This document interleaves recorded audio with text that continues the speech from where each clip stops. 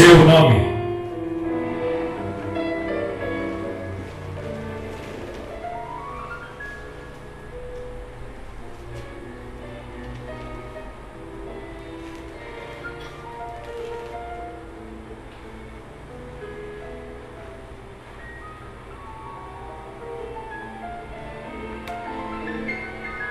Marie Sklodowska. Sklodowska.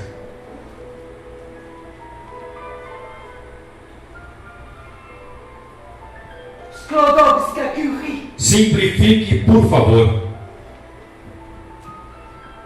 Marie Curie. Melhor assim. Próxima.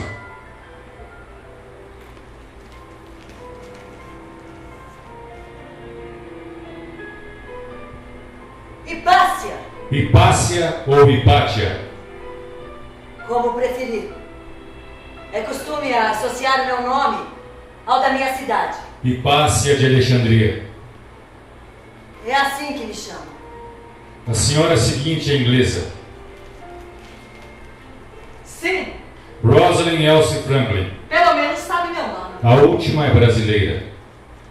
Está falando comigo? Por acaso tem mais alguém aqui? Meu nome é Berta Maria Júlia Lutz. E eu não sei porque eu estou aqui com essas mulheres. A senhora as conhece? Madame Curie bem mais que as outras. Eu sou a única entre as 4 que poderia conhecer as outras 3. Ao contrário de Hipácia, que só conhece a si própria. E de Madame Curie, que só poderia conhecer de fato Hipácia. Mas que só conheço agora. Se eu fosse cientista, Rosalind teria ouvido falar do meu nome. E Madame se lembraria de mim. Você é cientista? Eu deveria me lembrar de você. Não me imagina. Se Berta não se reconhece como cientista, qual o problema? Isso é importante. Darwin se encantou com seu país. Se foi difícil para a senhora trabalhar com ciência na Inglaterra, imagina no Brasil. Imagina. O Brasil é um país adorável. Brasil. Conheceu? Pouco, algumas cidades por alguns dias. Berta, eu agradeceria se não me chamasse de senhora. Como quiser. Para uma mulher, não faz diferença trabalhar em ciência no Brasil, na Inglaterra ou na França, de Madame. Ou na minha Alexandria. Rosalind teria trocado Alexandria, Brasil ou Londres pela França. É verdade? Eu gostava tanto do país de Madame que me acusavam de francófila. É mesmo? O meu país? Os meus 3 anos na França foram de trabalho e de alguns bons momentos de ócio. Com 30 anos eu me divertia quando me chamavam de aquela solteirona. Bonsaquiano! Os franceses podiam ser especialmente cruéis com mulheres solteiras e independentes depois dos 30. Em Alexandria, a idade só era problema para as mulheres cristãs, que só existiam para a procriação. Como eu não era cristã. O tempo é implacável para uma mulher que queira fazer carreira na ciência. Podia ter se casado com um francês como Madame Curie. Podia. Se encontrasse um cavalheiro como Pierre Curie. Não daria certo. Tudo que um homem quer no casamento é filhos. Olha, eu nunca tive paciência com crianças pequenas. Madame teve filhos? 2 meninas, com um sogro como o dela, até eu. Como sabe? Quando nasci, Madame Curie já era um nome internacional. Uma celebridade tão requisitada quanto Albert Einstein. Albert Einstein. Deixa pra lá. O pai de Pierre era um bom homem, culto, paciente, velho e sozinho.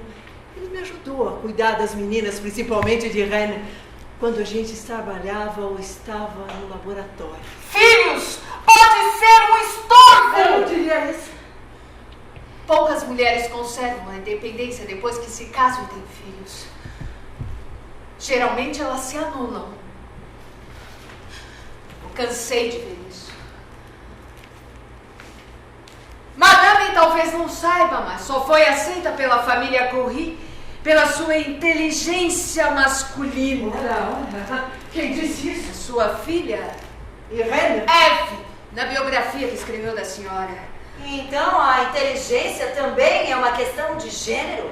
Talvez um dia a ciência possa definir as características da inteligência de um E de outro gênero. E espero que não. Foi uma piada, Hipácia. Então poderíamos dizer que Eve, escritora e pianista, tinha uma inteligência feminina e que René, prêmio Nobel de Química, tinha uma inteligência masculina. Logo, a arte é feminina e a ciência masculina. Isso também é uma piada, claro. Olha, Eve não quis dizer o que disse. Mas ela escreveu isso, que a senhora só foi aceita pelos pais de Pierre pelo seu caráter e a sua inteligência masculina.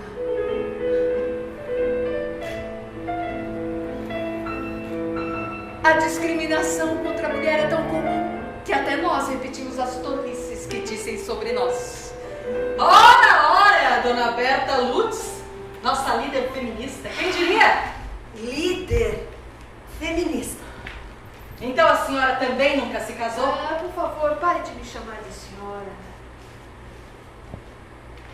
Não, nunca me casei.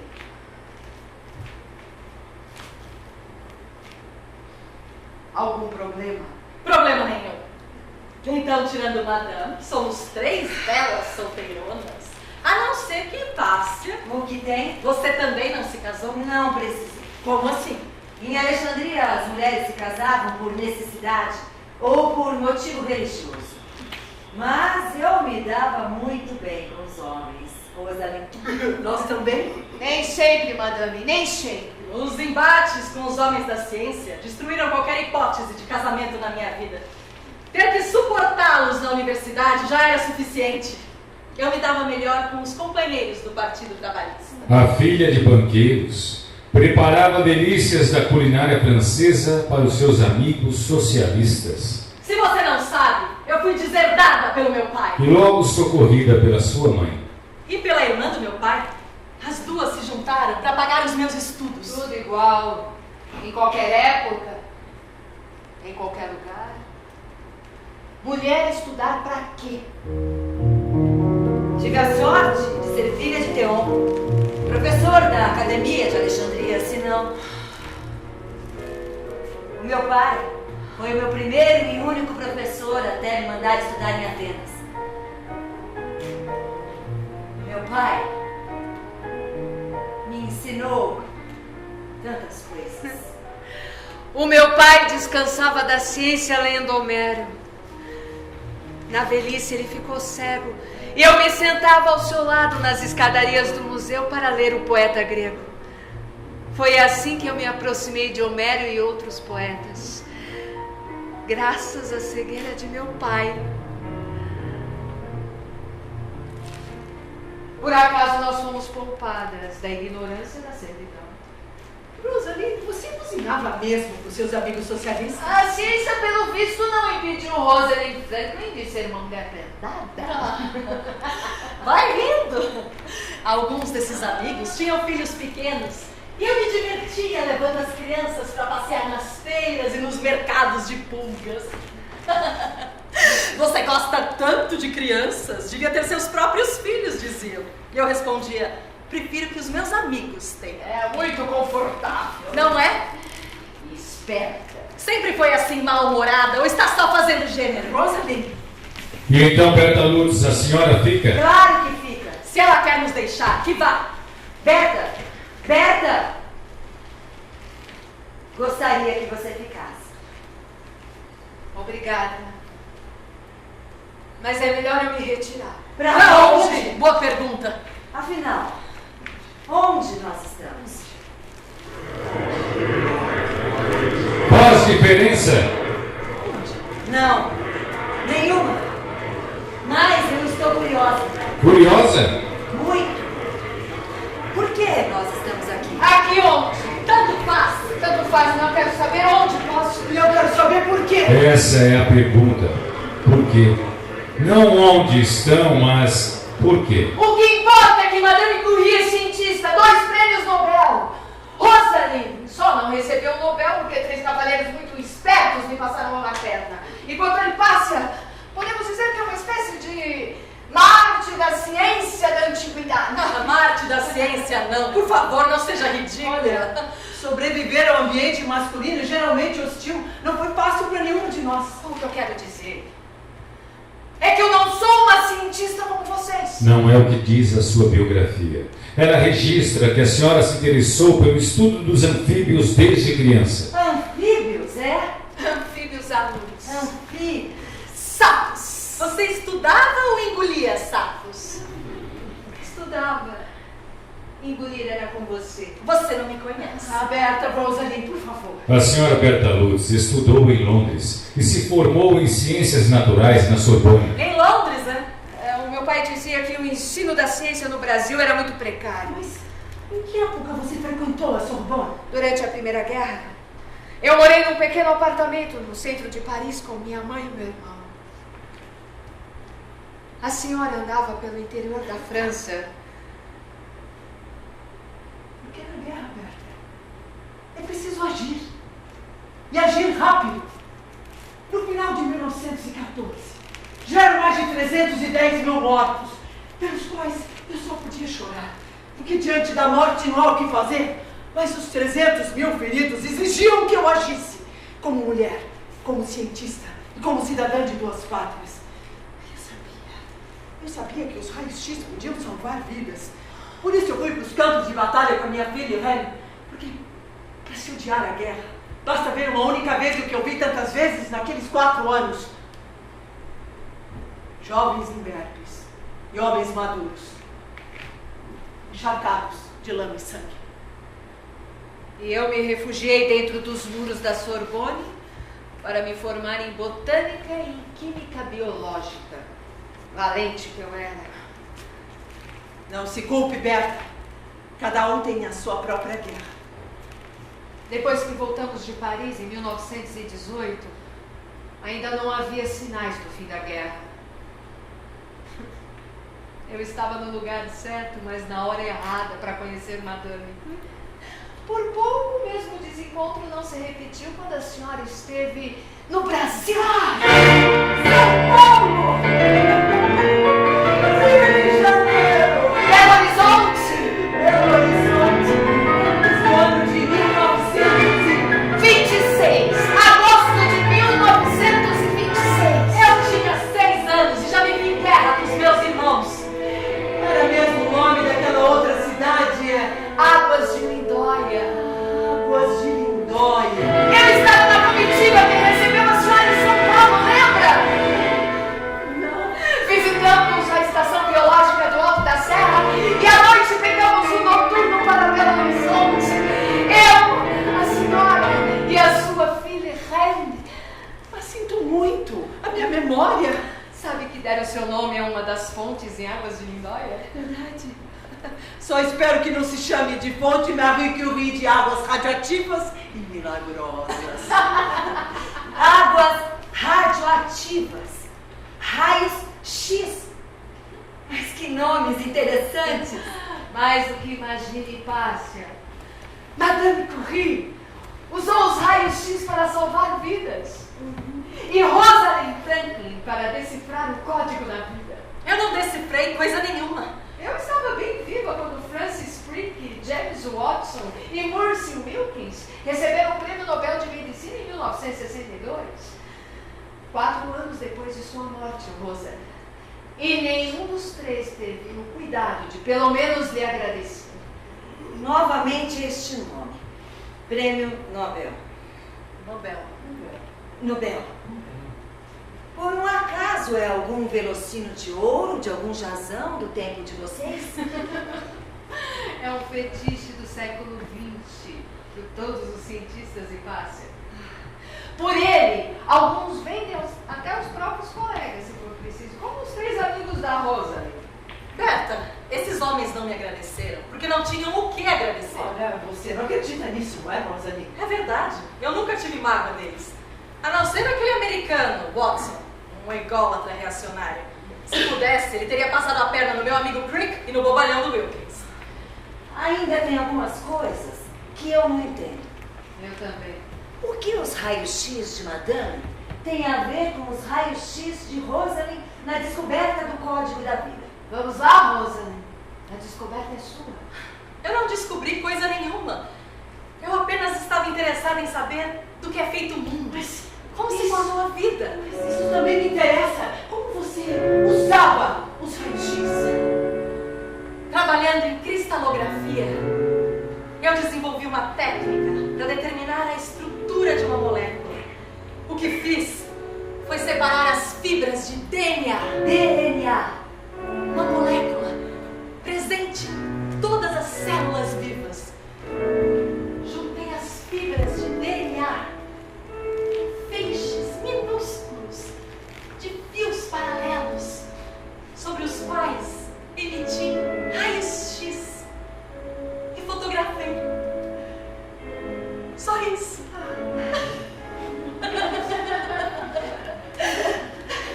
Só isso. Você não percebeu que tinha fotografado. Rosalie poderia ter chegado sozinha ao código da vida. Código da vida. Ela poderia ter chegado sozinha à explicação da base molecular da hereditariedade, das informações que passam de uma geração a outra. Estou errada, Rosalie? Isso não me interessa. Acontece que nossa amiga... Amiga? Acontece que Rosalie guardou a fotografia numa gaveta. Um aluno dela viu, não sabia o que era, mostrou por acaso ao Wilkins, que por sua vez levou ao Crick e ao Watson. Como sabe tudo isso? Nem eu sei. Simples. Eu nasci antes de você e sobrevivi a você. E assim, teve tempo para se meter na minha vida. Eu não sei se por amargura ou modéstia, a Rosalie me recusa o reconhecimento pelo seu trabalho. E isso é importante? É. O reconhecimento? Ah, às vezes ele ajuda a pagar contas e passe. Pagar contas. Por isso, Rosalie me recusa o Nobel, madame. Dinheiro nunca foi problema para ela. Vós! Onde você está? Aqui! Como Berta sobreviveu a nós três e morando nos trópicos? Pode nos dizer o que ela está fazendo aqui se não se considera uma cientista? Você não tem culpa de ser bem-nascida. Nem você de não ser reconhecida como cientista. Aí, Berta, Rosalie, por favor. Isso não é difícil de entender, Rosalie. Berta só iniciou os estudos formais em herpetologia depois dos 40 anos. Por isso não, minha amiga Liz Meitner leu a fissão nuclear aos 60. Herpetologia. Miss Meitner, madame, é a exceção que comprova a regra. Muito bem. Berta Lutz fica conosco. Está decidido, hã? De acordo, Rosalie. Quem sou eu para discutir com a madame? Na verdade, nenhum aqui se dedicou à ciência pura. Os trabalhos de Madame Curie e Rosalie, principalmente, tiveram resultados práticos quase imediatos. Ciência pura. Então, existe ciência impura. É o que os cristãos de Alexandria diziam sobre a biblioteca, que ela guardava conhecimentos impuros. Olha, quando eu descobri o elemento rádio, logo se pensou que ali estava a cura de todas as moléstias, do câncer à tuberculose. Eu sabia dos limites do rádio e da radioatividade, mas infelizmente nós não podemos controlar o que os governos, os negocistas e os militares fazem com o nosso trabalho. A pesquisa que não leva a resultados imediatos e passa é ciência pura. Que estupidez! Ciência pura, ciência impura. Todo conhecimento em si melhora a vida das pessoas, não é? Pelo menos deveria. Com a relatividade de Einstein, a radioatividade de Madame Curie se prestou a todo tipo de charlatanice, como as tais águas radioativas no Brasil. Por que ela está tão calada? Rosalie, Prefiro ouvir. Não percebem que estão caindo na armadilha desse homem? Que homem? Dessa voz que nos reuniu aqui. Estamos fazendo o trabalho dele. Juntou nós quatro e agora não sabe o que fazer. Então deixa a gente falar. Conheço bem esse tipo. E que tipo de homem eu sou? Um americano tipo James Watson ou Linus Pauling? Ou inglês como Francis Crick ou Mercy Wilkins? Percebem a provocação? E sabem por que faz isso? Porque eu não engulo sapos, viu, Berta? Então vamos lá, fazer o seu jogo. Vamos lá. Dos 4 citados, Linus Pauling era o seu preferido. Se ele não tivesse sido proibido de vir a Londres. Pauling era um comunista. Foi o que disse um energúmeno do Partido Conservador. Imaginem, Linus Pauling, comunista. Uma acusação muito comum em 1952. Desde que Erwin Schrödinger perguntou o que é vida, Pauling assumiu a busca de respostas. Se visse minha fotografia, Berta, ele me mostraria o que eu não vi, por pressa e por descuido. Não havia melhor químico que Linus Pauling. E Crick e Watson teriam evaporado na história da ciência. Pauling não veio, mas deixaram vir o pavão do Watson.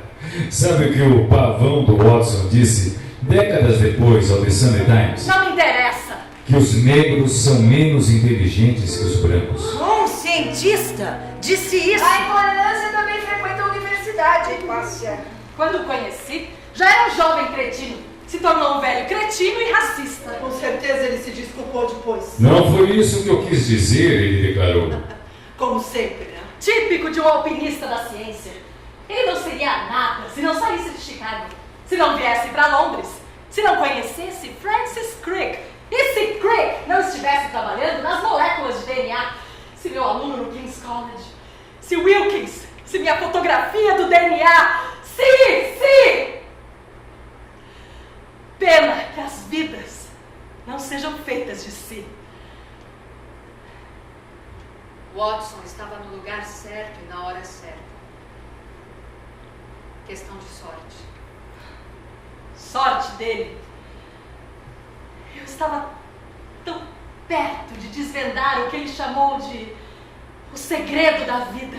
E mais, a favor da clonagem humana e da manipulação genética, Watson defendeu a eugenia em um livro publicado em 2000. Eu nunca me enganei com esse Watson. Ainda acha, Berta, que lamento não ter recebido o Nobel ao lado desse sujeito? E os outros? Francis Crick? Morris Wilkins? Sim. Eu me dava melhor com o Crick. Eu estava em Paris quando o King's College me convidou para integrar uma equipe interdisciplinar de estudo das células vivas. Por isso voltei a Londres, para trabalhar ao lado de Wilkins. Mas ele pensou que eu era assistente dele. Eu conheço essa história. Então eu fazia tudo sozinha. Quanto ao Watson, é bom dizer que eu mal o conheci. Logo que chegou à universidade, ele foi a uma palestra minha. Saiu falando da minha roupa, do meu cabelo e dos meus óculos. Nunca usei óculos, mas ele os viu no meu rosto. Esse tal de Watson aborrece mesmo. Olha, pior sentimento quando se vai vivendo mais é a amargura. Não envelhecerei para conhecer a amargura. Infelizmente.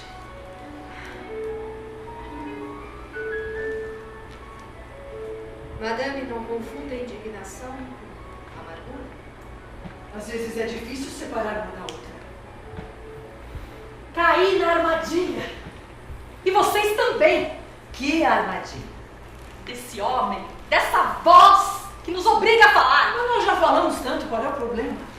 Ele entra nos nossos pensamentos, nos provoca como se fôssemos suas cobaias. Será que essa voz nos obriga a falar?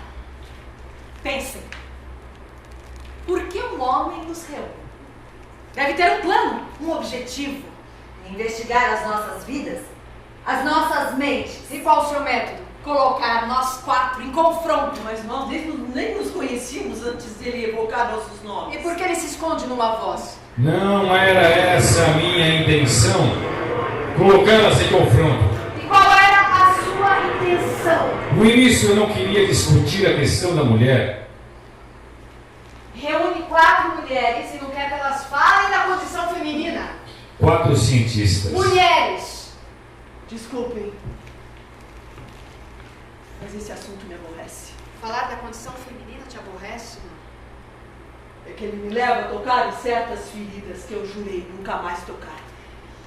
Agora me desculpe, mas sou eu que quero se retirar. Mas, madame... Aonde? Por onde? Para os livros de história? Pelo menos Madame Curie tem a sorte de ser reconhecida nos livros de história. Você, Berta, que morreu quantos anos depois de mim? Uns 20 e tantos anos. Já tinha ouvido falar de Rosalind Elsie Franklin? Não, só depois da sua morte. O máximo que a história da ciência me oferece é uma nota de rodapé. Não é verdade. Ganhou até uma biografia, Rosalind Franklin, a Dark Lady do DNA. Oh, Dark Lady! Será um elogio? Pra mim, nem uma nota de rodapé. Rosalind, você conhecia Hipácia? Não antes de agora. Berta, você conhecia Hipácia? Não. Madame, Eu me lembraria de Hipácia se tivesse ouvido falar desse nome. Não é um nome comum. como podem ver, ser nota de rodapé foi por muito tempo o destino das mulheres cientistas. Mulheres cientistas? Eu sou mulher e cientista. Mulher cientista parece atração de circo. Mulher barbada, mulher gorila. Não somos uma espécie diferente de humanos. Desculpe, as senhoras têm razão. Deveria ter dito isso aos cristãos de Alexandria. Ou os franceses da Academia de Ciências. Nenhuma das senhoras foi uma mulher comum, não importa em que época viveu. A intenção era apenas falar de suas contribuições à ciência. É muito nobre. Entretanto, ao me aproximar de suas histórias pessoais, o que vi foram histórias de discriminação, preconceito, violência e intolerância.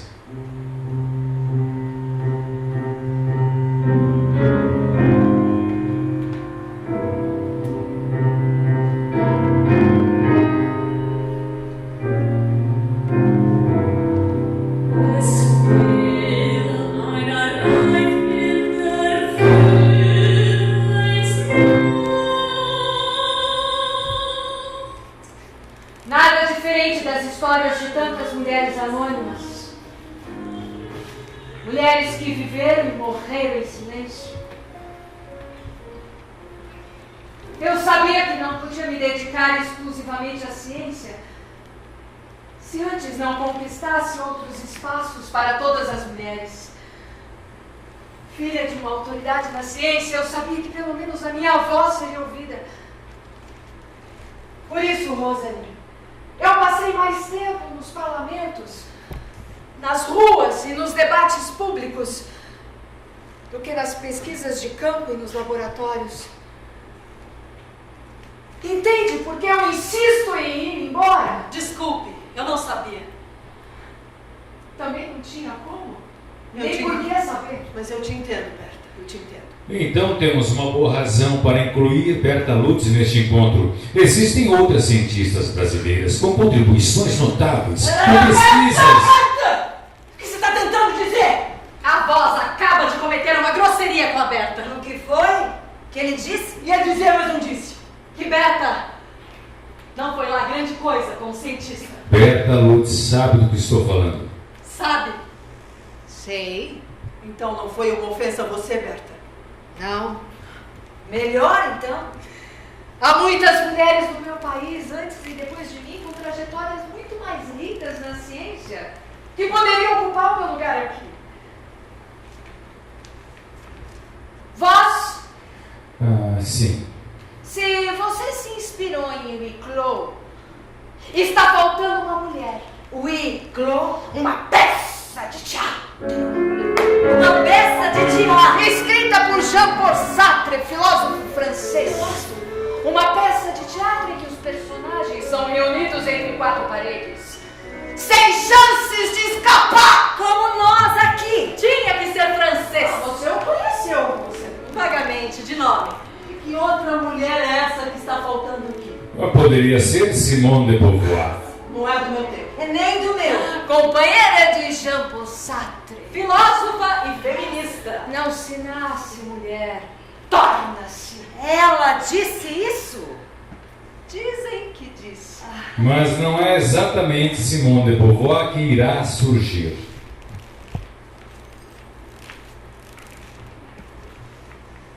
E que mulher é uma mulher como nós? Não. Os seus papéis foram definidos desde o início. Vocês escolheram ser o que são e se prepararam para isso, a ponto de não se poder olhar para cada uma sem ver a sua personagem e a sua história. Falta apenas alguém sem papel definido. O que eu tinha para falar, eu já falei. É tão difícil resumir a vida em um único momento. Eu diria impossível. É possível sim, e isso tem nome. Mas quem é esse alguém sem papel definido? Entrará na hora certa. Mas, por enquanto, podemos começar por Berta Lutz. Berta Lutz, diga como a senhora escolheu não ser esposa nem mãe.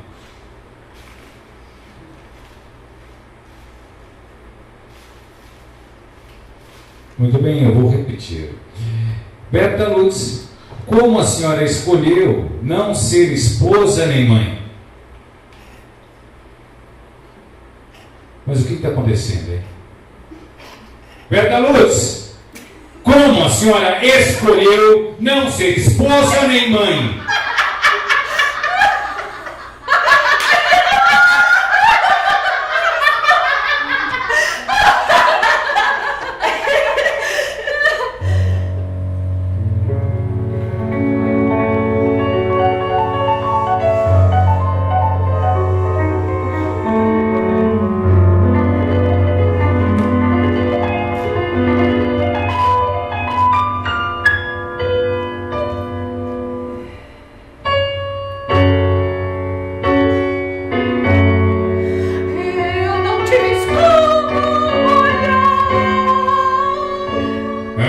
Não?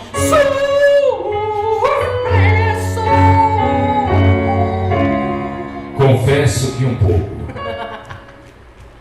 Escolha pessoal, é claro que eu tive. Desde criança eu quis seguir uma carreira na ciência. Mas enquanto eu estudava na Europa, eu me aproximei das lutas das mulheres pelos seus direitos como cidadãs e como seres humanos. Você sacrificou sua carreira na ciência pela política, é isso? Não exatamente. Berta Lutz, posso lhe mostrar um depoimento? Não. Nós é que vamos mostrar esse depoimento. Mas isso é uma insubordinação.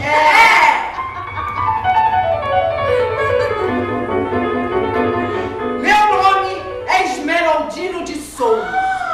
Esmeraldino, claro! Fui trabalhar com a doutora Berta Lutz em 1959. 52, idiota. 52, idiota. Ela morava com o pai, Dr. Adolfo Lutz, e pegava o trem na estação de Mauá, até Manguinhos. Às vezes ia junto, Manuel Joaquim Venâncio, um preto distinto, bacana, cientista nato. Doutor Joaquim Venâncio. Ele gostava muito da filha e do pai. Chegou a carregar o doutor já velho nas costas, quando saíam para coletar anfíbios nos manos. Quando eu voltei de Paris em 1918, ele já estava trabalhando com meu pai. E é isso que o Esmeraldino disse. Um cientista nato, um espírito curioso, científico. Veio trabalhar comigo quando meu pai morreu. Até aqui, este depoimento do Esmeraldino confere. São fatos. Você pergunta se eu gostava dela. Não tenho mágoas, mas também não tenho saudade. O que passou, passou. Hoje já é ontem. E se você perguntasse agora se eu gostaria de trabalhar com a doutora Berta Lutz, eu diria não. Eu não gostaria de trabalhar com a doutora Berta Lutz, não. Verdade? Apesar de todo o seu mérito e de toda a sua inteligência. Não gostava de mim e trabalhou comigo quase 20 anos. Continuou trabalhando comigo mesmo depois que eu me aposentei do museu em 1964.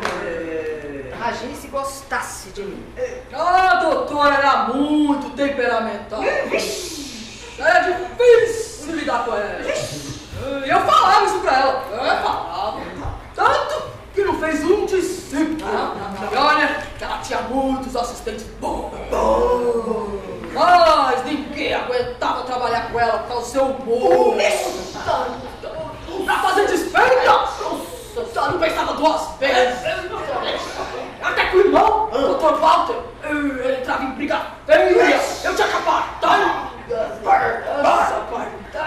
Às vezes, a doutora levava um cachorro no museu. Cachorro? Imagina, eu dizia, e pedia pra segurar. Aí eu dizia, não, isso não é serviço meu. Eu já não devia levar cachorro pro museu. Não. Aí ela dizia, então não serve pra trabalhar comigo. Aí eu dizia, então me manda embora. Manda embora. Ela voltava.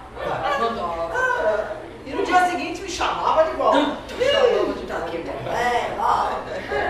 O bom dela é que depois ela chamava de volta e pedia desculpa. Até que enfim, uma qualidade. O que eu fiquei sabendo é que a doutora Berta entrou no museu por concurso. Fiz concurso em 1919. O concurso era pro cargo de secretária. Mas ela logo ganhou uma sala para trabalhar na botânica. Mas ela não fez concurso para naturalista. Acho que não. Como podia saber, na época nem era nascido. Para trabalhar no museu, o único concurso público aberto às mulheres era como secretário. Poucos que trabalhavam com ciência no Brasil eram formados, eu era formada, e a única maneira de trabalhar no museu era como secretária. Datilografando o dia inteiro. Parece um paradoxo, mas graças à máquina de escrever, as mulheres começaram a encontrar emprego fora de casa. O depoimento está quase terminando. Ainda bem. A doutora era conhecida mundialmente e respeitada pelo que ela era dentro e fora do museu. Mas na parte do tratamento com as pessoas, nem empregada doméstica parava. Você tinha empregada doméstica? Não, eu não tinha escrava doméstica. Ah, Esmeraldinho, você trabalhou tanto comigo e nunca me conheceu. Nunca fui pessoa de exigir muito da vida, nem de ninguém. Sempre procurei viver minha própria vida. É a tal da felicidade. Ela se esconde no fachozinho de luz que orienta a vida da gente. É nisso que se resume a vida. Nesse fachozinho de luz tão difícil da gente. Difícil da gente perceber.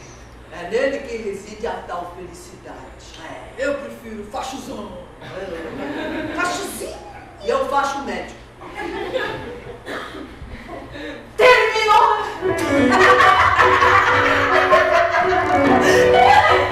A vida pra mim era mais que um fachozinho de luz. Eu não era tão mal-humorada quanto tinha.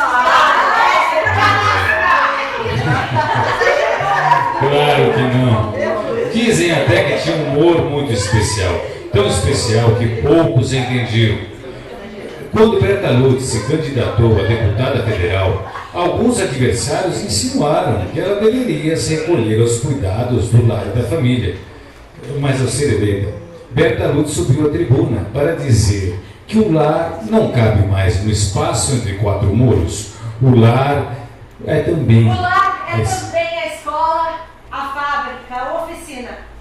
O lar é, acima de tudo, o parlamento, onde se votam as leis que regem a família e a sociedade humana. Era preciso coragem para dizer isso naquela época. Quem é você? Posso ser Eliette Stafiotti, socióloga e educadora. Raimunda da Silva, líder das quebradeiras de Babaçu, no Tocantins. Ou Clara Scharf, comunista e militante política. Elizabeth Altino Teixeira, sobrevivente das ligas camponesas na Paraíba. Zilda Arnes, Maiana Zatz, Rosemarie Muraro, Elisa Lucinda, Maria da Penha Fernandes e tantas outras mulheres que aqui estão. Eu nunca ouvi falar nessas mulheres. Também não ouviu falar no prêmio Bertoluzzi? Não. E no Tribunal Bertoluzzi? Um tribunal com meu nome? Eu sou todas as mulheres, famosas ou anônimas, que receberam o prêmio Bertoluzzi de cidadania. Sou todas que levaram a julgamento público os crimes de discriminação contra a mulher no Tribunal Bertoluzzi.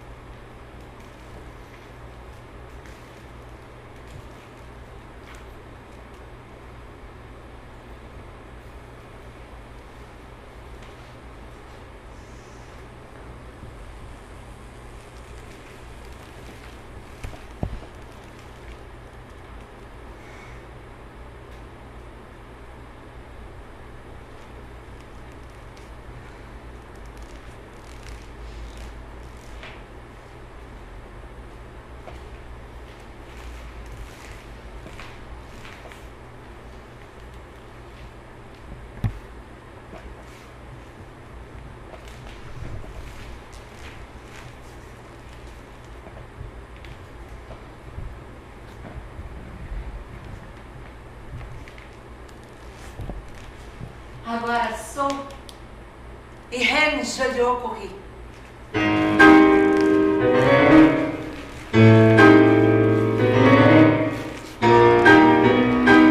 Eu tinha acabado de fazer 14 anos quando começaram os primeiros boatos. Eu não entendia direito do que se tratava e ignorei, até que eles chegaram aos jornais. Desde criança, eu, como minha mãe, jamais me deixei trair pela emoção em público. Mas em um dia de outubro de 1911, eu estava numa aula de ginástica, quando um amigo me mostrou o jornal. Perdi os sentidos. Ao despertar, quiseram me acompanhar até em casa, mas eu preferi ir sozinha, remoendo a história. Encontro mamãe, sentada em sua poltrona preferida, como sempre costumava ficar, olhando um ponto qualquer através da janela. Nem eu, nem Eva, minha irmã, jamais invadíamos esses momentos que eram só dela. Não desta vez. Mas a aula de ginástica terminou mais cedo, Irene. A senhora está bem? Eu quero estaria. Mãe, o jornal. A senhora leu o jornal? Foge, senhora! Foge para bem longe. Caem sobre esta cidade as trevas da intolerância. Quem não se converte à fé cristã caminha de cabeça baixa. Uma fronte altiva revela a insolência. Conduz à morte brutal. Mãos cheias de pedra estão ávidas por um olhar, por um gesto suspeito. Foge, senhora! Nenhum amigo pode te valer. Mulher. Calma. Antes, um abraço. Não há tempo, senhora. Mas por que esse medo do tumulto das ruas? Não há mais dia que passe sem essas marchas enlouquecidas pela cidade. É preciso aprender a conviver com isso, até que essas multidões se cansem e voltem para suas casas. Contigo aprendi a pensar com minha cabeça, caminhar com meus Então, próprios pés. sabes que são inúteis esses apelos. A senhora vive na academia. Eu estou no meio das multidões que se reúnem todas as noites e saem para espalhar o pânico pela cidade.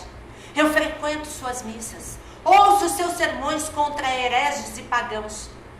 Desde a morte de teu pai, senhora, eu temo por tua vida.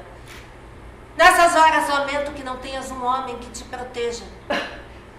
Um homem que me proteja?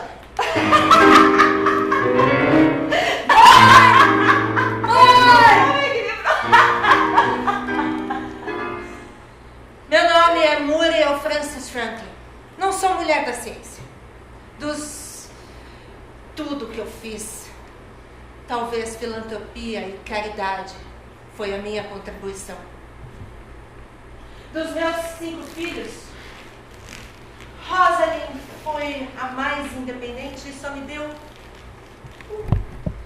uma tristeza. Partir muito antes de mim, em um dia de abril de 1958. As primeiras dores começaram quando ela tinha 30 anos, mas não contou a ninguém. Trabalhou até não poder mais. Quando as dores pioraram, um pesadelo invadia seus breves momentos de sono. As bombas, mãe, as bombas... Não, Rosa. Não há mais bombas, filha. Descanse, descanse. Nessas horas, ela se via pelas ruas de Londres, em sua bicicleta, fugindo dos ataques aéreos dos nazistas. O pesadelo ficou mais frequente.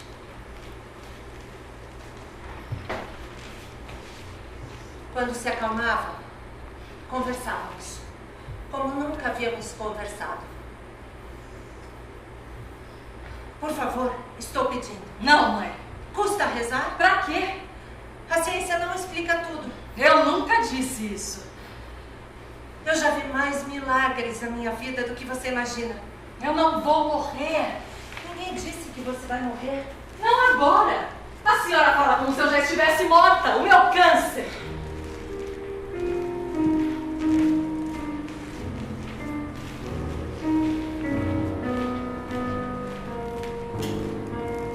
A senhora leu o jornal?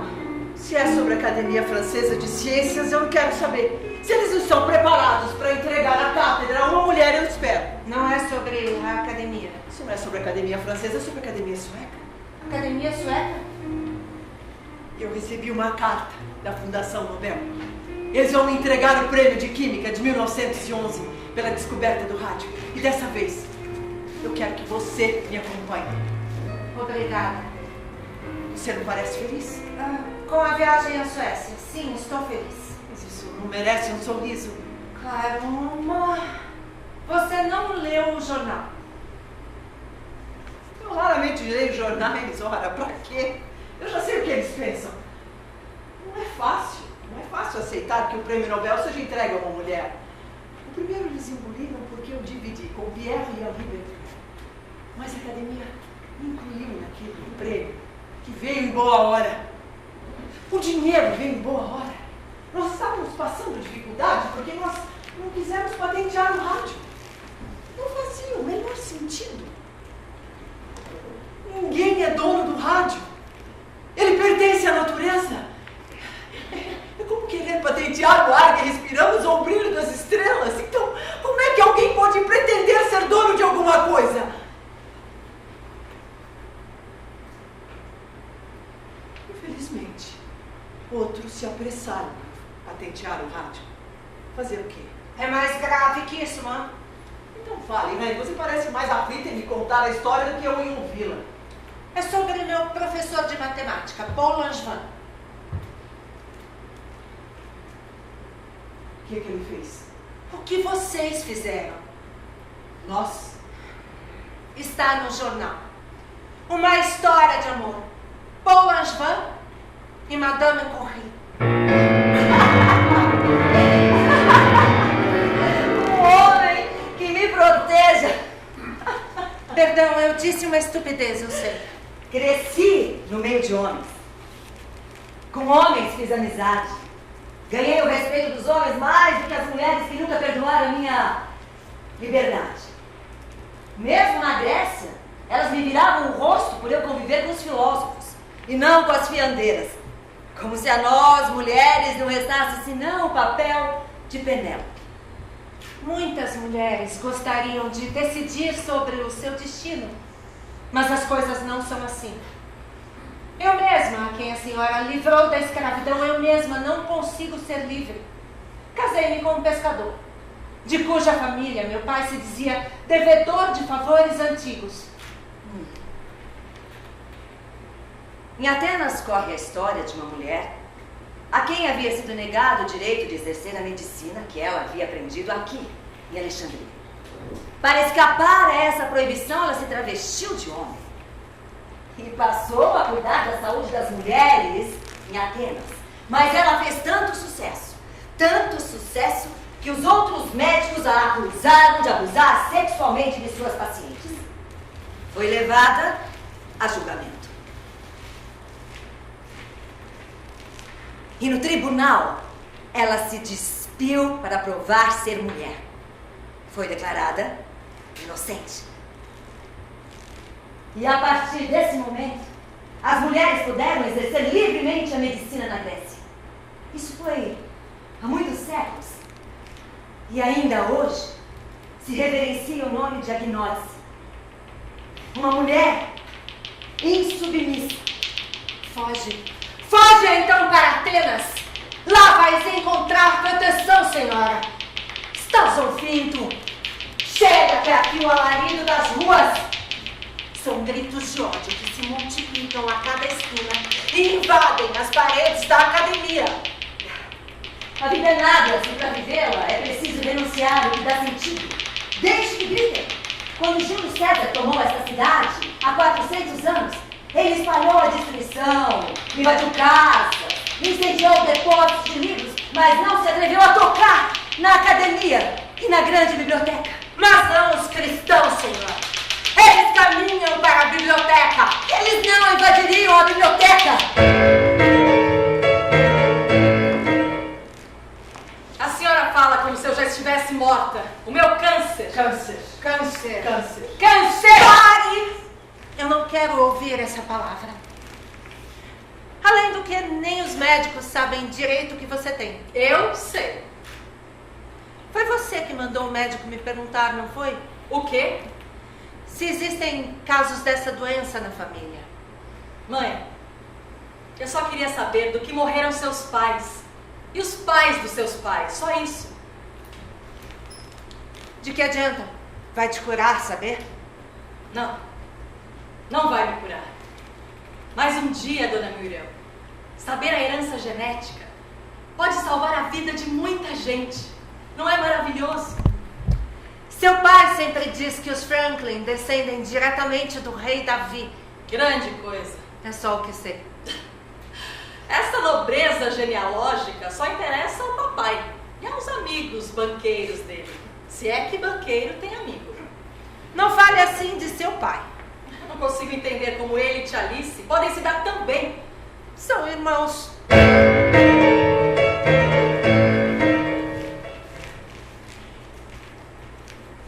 Não sei de onde a imprensa tirou essas notícias. O escândalo da polonesa, diz o outro jornal. Agora, para os franceses, eu sou a polonesa. Cientificamente, Madame Curie se esforçou em arrancar Paul Langevin de sua esposa, em afastar sua esposa de seus filhos. Tudo isso é contado com cinismo, ou inconscientemente confessado nas cartas, que hoje são a única defesa da senhora Langevin. Cartas. As suas Idipoma, elas são verdadeiras? E se não forem, faz alguma diferença? Mamãe então mergulhou em mais um de seus longos silêncios. Madame Curie procurava um ponto qualquer fora da sala. É como se o céu parisiense projetasse o céu da sua Polônia. Antes de Curie, sou Sklodowska. Sim, mãe. Antes de Curie, sou Sklodowska. Não é fácil ser Sklodowska. Golpeie os poloneses até que eles desistam da própria vida, ordenou Bismarck. Mas não é a Polônia que estava em guerra contra a França. Era Bismarck. Mania. Slolan, Slolan, nie, zuje, zuje, Não sei por quanto tempo minha mãe ficou parada, Nieste, olhando o vazio sem se mexer. Zuje, zuje, nam. Nem quando tocaram a Slolan, nie, porta. Zuje, zuje, nam. Nie, zuje, nam. Slolan, Mãe! Slolan. É o professor Langevin!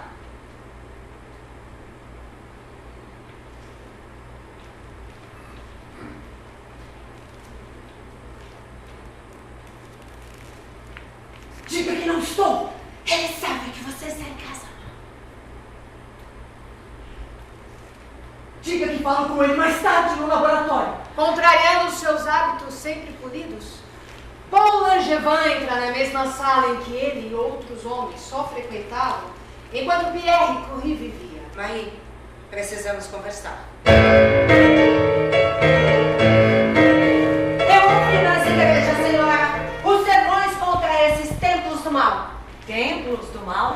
É que os cristãos dizem que a biblioteca esconde heresias, conhecimentos obscuros, assim como o museu preserva a memória de um passado pagão, que eles querem sepultar para sempre em nome de um Deus único. Não sei qual a vantagem de ter um só Deus. Se for para acreditar em mitos, melhor que sejam muitos. Pensar assim vai ser perdição. Não me interesso por deuses, ou por Deus. Só peço que me deixem em paz. Dizem que Cirilo, o novo patriarca, não ficou nada contente em saber dessas tuas ideias. É? E como ele soube disso? Alguém, por certo, te denunciou? Não! Eu mesma lhe disse. De que vale a liberdade de pensar se não se pode dizer o que pensa? O bispo Cirilo não a perdoa. A prudência, que nasce da dúvida, é desejável. A que nasce do medo é covardia. O bispo Cirilo, nosso patriarca, me chamou assim que chegou à cidade há 4 anos. Mas a senhora é muito jovem. Dizem que herdou do seu pai não só o gosto pelos estudos, mas também a influência sobre a vida desta cidade, em especial sobre o prefeito Orestes. O que a senhora acha sobre os ataques que os judeus e os pagãos fazem às nossas igrejas? Ele queria me pegar pela palavra.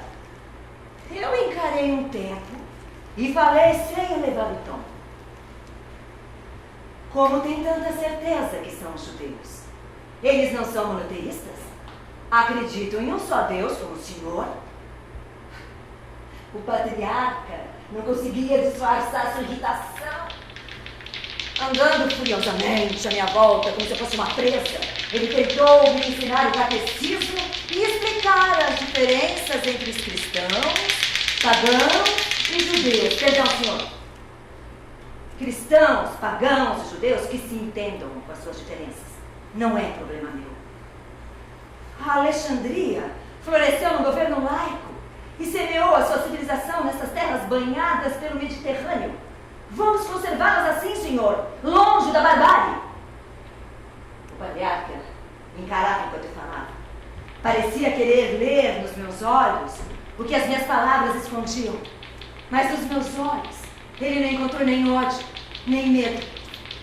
De repente ele se virou e se afastou, em passos pesados e firmes, e me deixou sozinho. Compreendi que não teríamos uma segunda conversa. Estava decretada a guerra religiosa em nossa cidade e em todas as outras regiões sob influência da Roma cristã.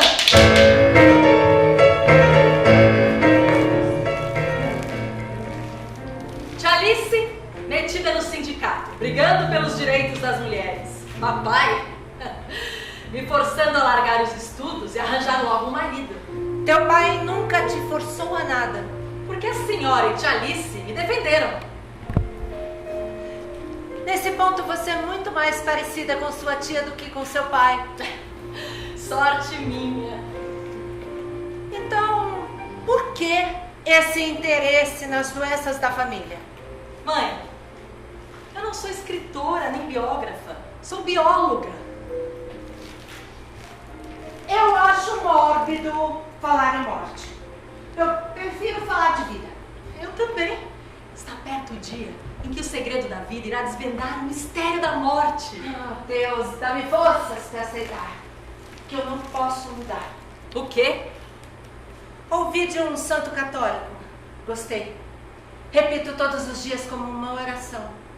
Se eu falar essas palavras do meu jeito, a senhora me conta como e do que morreram nossos antepassados? Tudo sempre teve que ser do seu jeito. Está bem. Repita. Deus, dá-me forças para aceitar o que eu não posso mudar. Deus, Dá-me forças para mudar o que eu não posso aceitar. Ah, Rosalind! O que foi agora? Reze direito ou então não reze. Eu apenas inverti a ordem dos verbos. Você não pode sempre mudar o que não pode aceitar. O que, por exemplo? Não quero dizer Mãe, é só uma palavra. câncer. Pronto, falei. Meu câncer dói mais na senhora do que em mim. É natural. Sou tua mãe.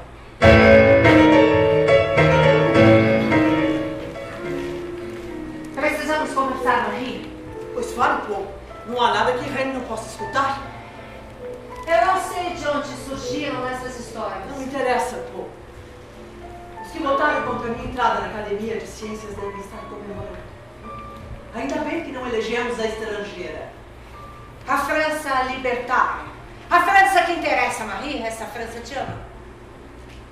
A França das ruas me fecha as portas, Paul. Se eu não tivesse as meninas, eu teria voltado para a Polônia. Uma vez eu tive que abandonar a minha pátria. Não seria justo para ela e Rene que eu repetisse essa história. Elas não podem pagar por essa história. E quanto a essas notícias, não há o que fazer. Porque se houvesse alguma verdade nelas, eu poderia até me sentir envaidecida por seduzir um homem que é bem mais jovem que eu e que atrai tantas mulheres. Apenas 5 anos. 5 anos. 5 anos fazem toda a diferença quando se trata de um galanteador e de uma mulher mais velha. Fosse eu casado e você solteiro, eles não te chamariam de ladrão de esposas. Já eu sou chamada de ladra de maridos. Não foi assim que escreveram? A ciência é a razão do ciúme de Jeanne Marie. Ela acha que você e seus amigos me fizeram abandonar aquele emprego promissor que ela e a família tinham se esforçado em conseguir para mim. Nós te salvamos para a ciência. Seria um desperdício um homem com seu talento se fechar no escritório. Foi Pierre quem te introduziu ao nosso ciclo de amigos. É o que eu sou. Um homem da ciência. Não é o que Jeanne espera de ti. Madame Curie havia tocado na ferida. Paul tentou explicar que não havia mais nada entre eles, mas que Jeanne se recusava a aceitar uma separação amigável. Desculpa, Paul, mas a sua relação com Jeanne não me diz respeito. A partir de hoje, os nossos encontros devem se resumir a lugares públicos e ao laboratório. Nunca sozinhos. E agora, por favor, saia. Não é bom que te veja em minha casa. Sai. E Rene acompanhou Paul Langevin até a porta. E Madame Curie continuou mergulhada no seu silêncio. Que cara é essa, Rene? Toda essa história, mãe. O que vai acontecer? Nada. Não vai acontecer nada. Senhora, eu suplico, abandone a cidade enquanto é tempo. Os cristãos que seguem o prefeito Orestes estão calados desde a morte do monge anônimo. Eles não poderão te proteger. E o que eu tenho a ver com a divisão entre os cristãos, se nem cristã eu sou? Para o patriarca, foi sob tua influência que o prefeito Orestes mandou assassinar o monge anônimo. Que loucura! Por que eu desejaria a morte de um homem que eu nem conheço? O monge era reconhecido por seus poderes de predizer o futuro. Ah, então ele não se surpreendeu ao ser assassinado. É desta tua irreverência que Cirilo quer se vingar. E de tua amizade com o prefeito. Nunca conversei com o prefeito Orestes sobre religião. É que Cirilo exige que Orestes prove sua fé se submetendo ao seu poder de patriarca desta cidade. E que Orestes cumpra as ordens do imperador Teodósio de fazer triunfar aqui a verdade sobre o erro. A verdade do cristianismo sobre o erro do judaísmo. É isso. Ah, que estupidez. Por quantos séculos essa estupidez irá reinar? O prefeito Orestes está longe dessas questões. Ele se preocupa em cuidar da cidade, em coibir os surtos de violência. E Alexandria? Alexandria é esta cidade. É a cidade do conhecimento, não da fé. Por quanto tempo, senhora? Eu mesma, a quem a senhora tirou da ignorância, tive que me converter à fé dos cristãos. Ao me casar, troquei as leituras da biblioteca pelas orações da igreja. A senhora entende? Não posso mais me comprar a biblioteca!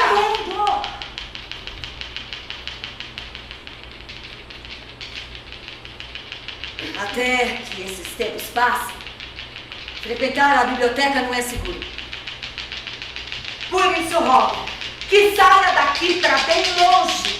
Esta multidão quer primeiro se vingar de Orestes em ti. Quem está à frente da multidão?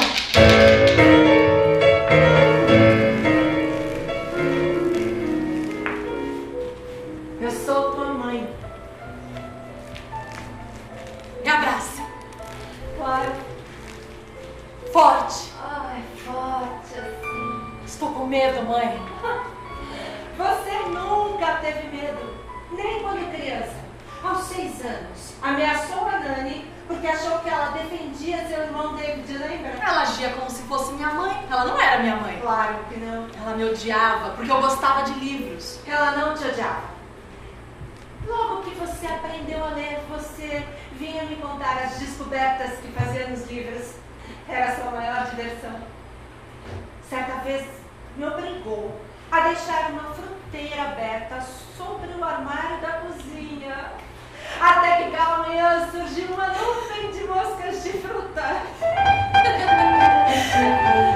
Olha, mãe, como elas se multiplicaram rápido. Você me fazia ficar olhando. Eu olhava e pensava, só me faltava uma criação de moscas na cozinha de casa. Moscas não, você dizia. Drosófila.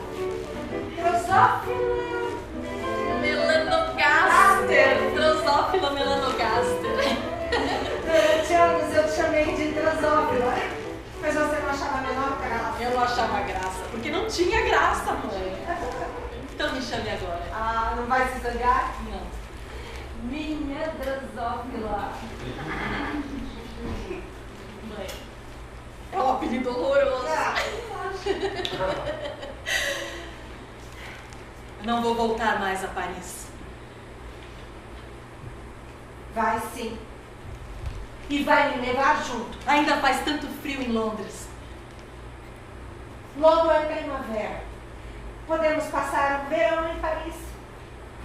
Julho não demora.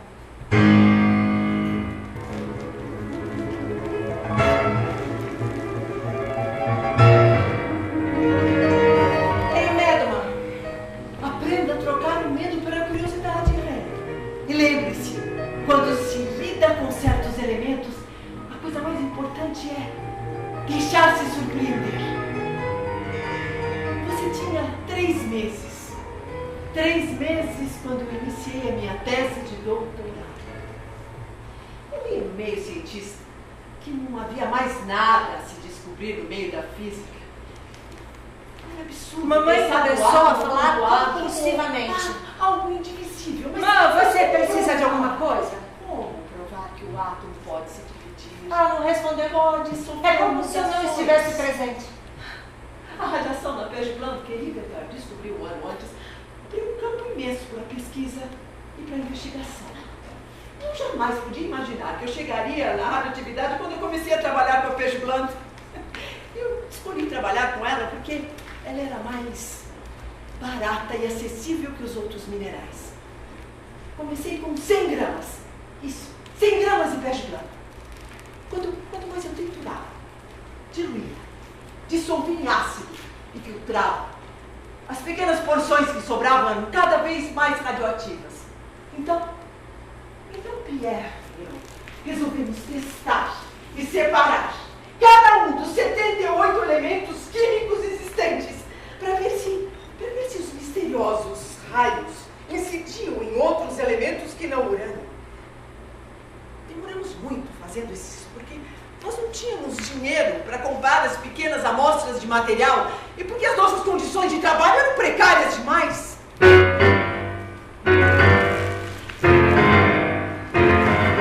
Quem está à frente da multidão? Agora ninguém mais, ela não segue nenhum comando. É quando ela se torna mais perigosa. E a guarda do prefeito Oreste? Você recolheu. O bispo Cirilo? Essa é sua igreja. O seu marido sabe que estás aqui? Sim, ele é um bom homem e também teme pela senhora. Correstes perigo. E eu te agradeço. Agora volta para sua casa. Disseste que a multidão se caminha para a biblioteca e é para lá que eu devo ir. Senhora! Por favor! Então iremos juntas. Não! Essa missão é só minha. A senhora me ensinou a amar os livros. Não a morrer por eles. Por que não? Viva! Espero que ensine teus filhos a amar os livros, a não se cansar de perguntar. Eu não tenho filhos para deixar essa missão, tu tens. Vai! Nenhuma lágrima! A última imagem que guardarei de ti é de um sorriso. Pode ser? Isso. Um abraço. Agora vai. Vai!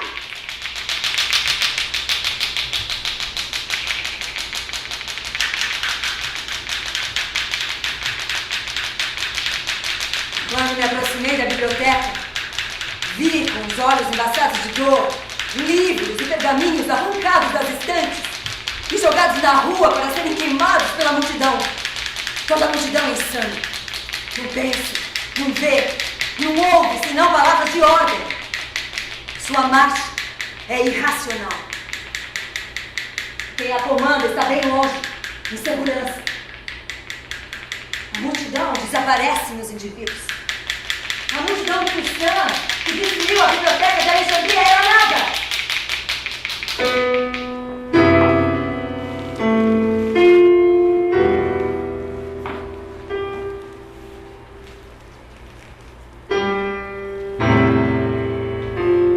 Júlio está tão distante.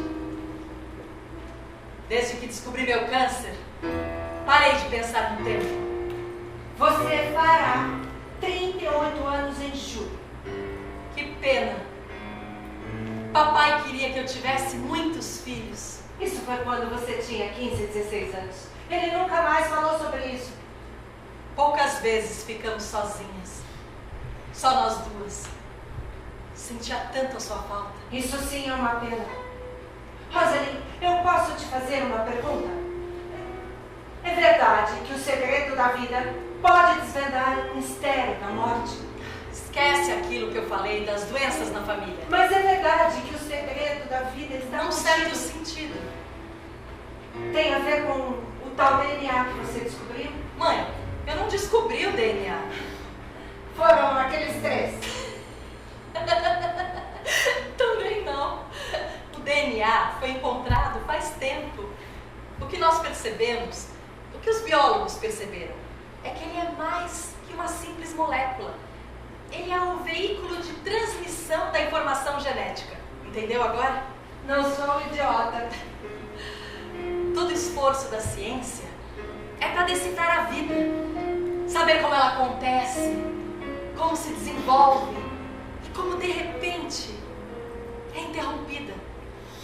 As informações genéticas podem explicar, de certa maneira, como e por que a vida cessa.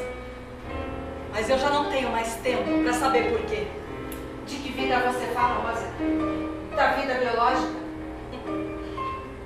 Por mais que a gente possa interferir, a vida biológica vive por si mesma, nas células, nos átomos dentro das células, nas partículas elementares e subatômicas dentro dos átomos, que continuarão a existir como energia vital, mesmo depois que de nós nada restar.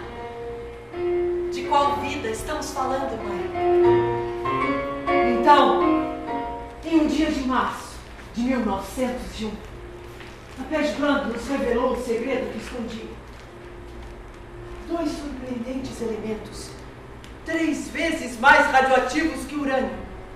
O primeiro, eu o chamei de polônio. O segundo, de rádio, que nós conseguimos isolar depois de 4 anos de trabalho insano. 4 anos em que me dediquei e me dividi entre ser mãe e cientista. 4 anos! 4 anos vivendo na ponta do lápis. Minha presença era indiferente. Se eu saísse, ela nem notaria. Fiquei ouvindo 4 anos. até que de repente ela se calou. Só então me afastei.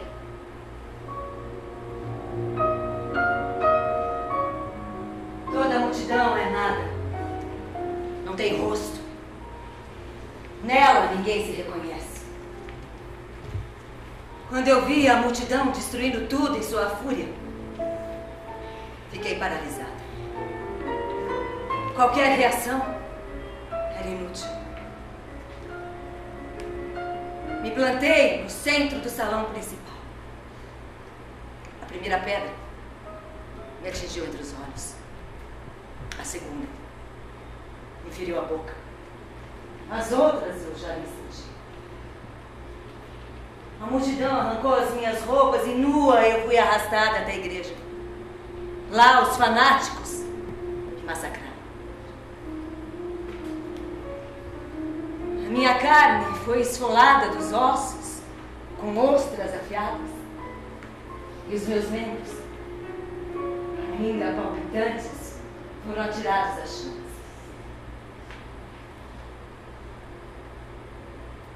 Não consegui gritar. Sequer gemer. Calei-me. Apenas chorei. Ninguém viu. A multidão não sabe que eu chorei. Não chorei por mim.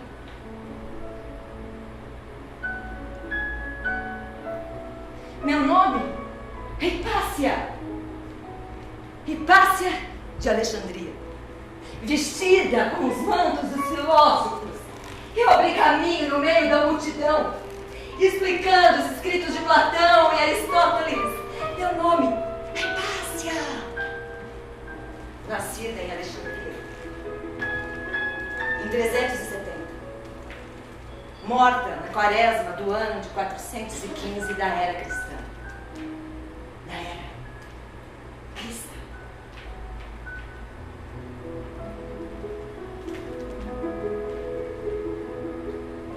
Rosalind encostava a cabeça no meu ombro. Fechava os olhos. E eu nunca sabia se ela tinha, enfim, adormecido. Foi assim até que eu senti a sua respiração cessar. Suavemente.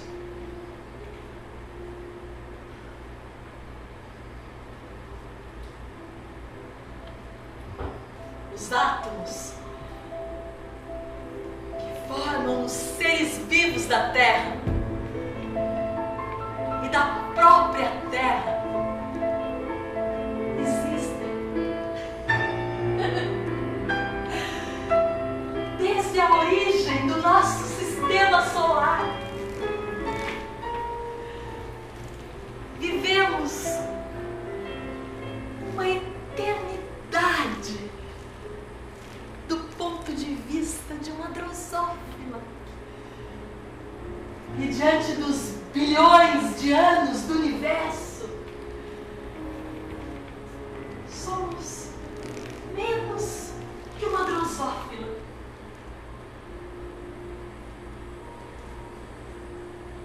O que é vida, mãe? O que é vida?